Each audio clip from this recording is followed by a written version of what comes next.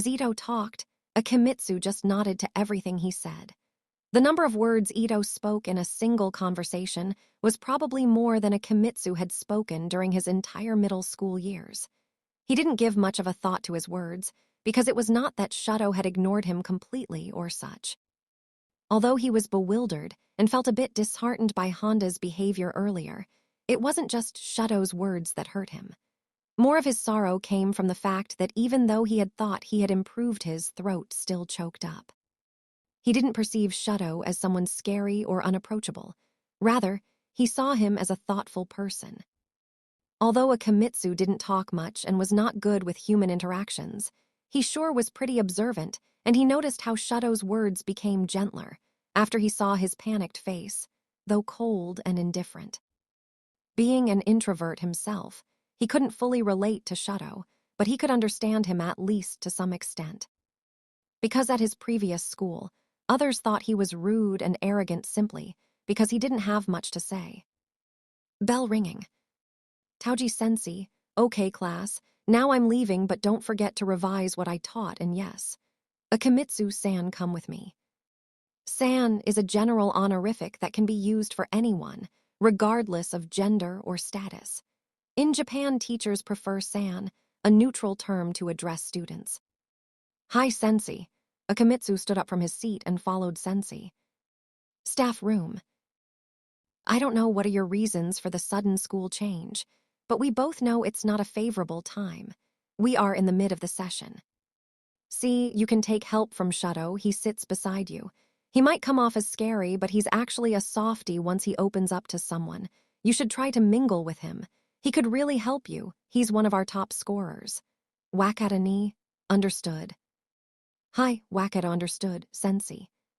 Akimitsu wondered why everyone was so focused on Shadow and muttered to himself in a mocking, nonchalant tone. It's just the first day, and my life is already too wrapped up with Shadow. He's all over my life. Unaware, Akimitsu had no idea that the words he had spoken so casually would soon begin to manifest, turning into events that would make them a reality. Chapter 2. Dreams. Third person's POV. Shadow belonged to a middle-class family like any other kid from his class, and thus, he was destined to have a typical life with a pretty wife and a stable job, even if he wanted or not. Ever since he was young, he had a keen interest in music.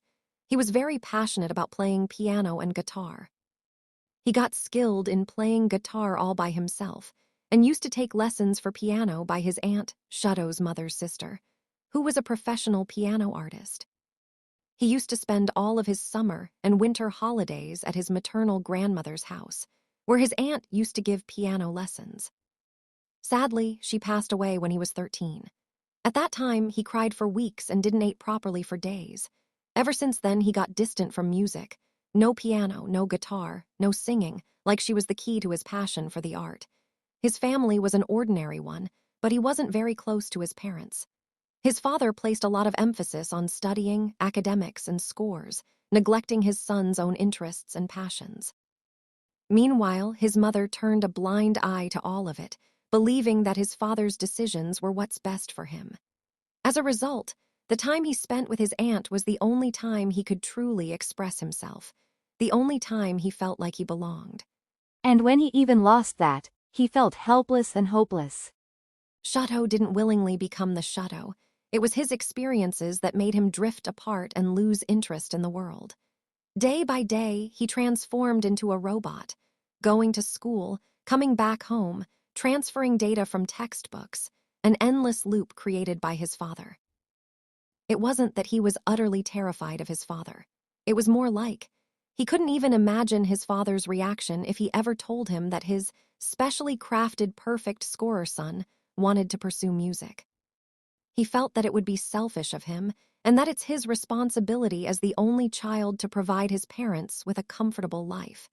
He knew opting for music is a risky path. There are millions of folks who share the same dream. 10b. Again, a normal day at Nada begins, with the sitting arrangement in grade 10b being still the same as the day before. Taoji-sensei took his class, and next was PE period, so students went to change.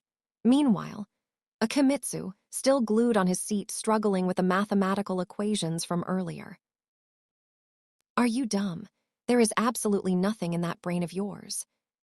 Akimitsu saw the tall figure standing beside him, even before he could react much. Shudo sighed, took a breath, and softened his voice. How can someone... Mr. Shudo took Akimitsu's pen from his hand and grabbed his notebook and started stroking fast and elegantly. Here, this is the right way. Just when Shudo was moving forward to leave. Thank you, you have beautiful handwriting. Your name and your personality, really. You are a perfect example of irony, Shudo said, his face showing clear signs of annoyance. Akimitsu, though baffled, since the words came from someone famous for his lack of social skills, could only nod at Shudo's words. Akimitsu and Shudo left the class together after their small talk, and that became the talk of the town. Because the entire class never saw Shudo together with someone for years, they were so adapted to see him all alone, wearing a no-expression face, chatting with nobody, and leaving the class at the very end. He became a great example to define depression for them. Don't think they were mean. They did try to get close to him, one of the reasons being his grades, but they did.